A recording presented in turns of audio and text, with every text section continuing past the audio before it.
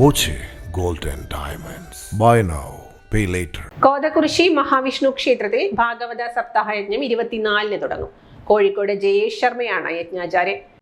കോതകുറിശി ശ്രീ മഹാവിഷ്ണു ക്ഷേത്രത്തിലെ പ്രഥമ ശ്രീമദ് ഭാഗവത സപ്താഹ യജ്ഞം ഡിസംബർ 24 മുതൽ 31 വരെ ആഘോഷിക്കുകയാണ്. ബ്രഹ്മശ്രീ സുധാംശു ജയേഷ് ശർമ്മജിയാണ് ഇതിൻ്റെ യജ്ഞാചാര്യൻ. 24-ന് വൈകിട്ട് 4-ന് ക്ഷേത്രം തന്ത്രി പനാവൂർ നാരായണൻ നമ്പൂതിരി ഉദ്ഘാടനം ചെയ്യും. 7 ദിവസങ്ങളിൽ പൂജകളും വിവിധ കലാപരിപാടികളും അരങ്ങേറും.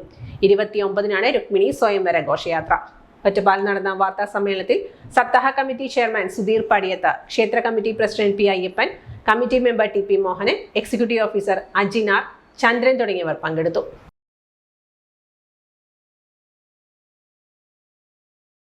Time Kids Preschool, Mannannur road, Vaniyamkulam. Dot View News. കാഴ്ചകളാണ് ലോകം, കണ്ടു തുടങ്ങുക.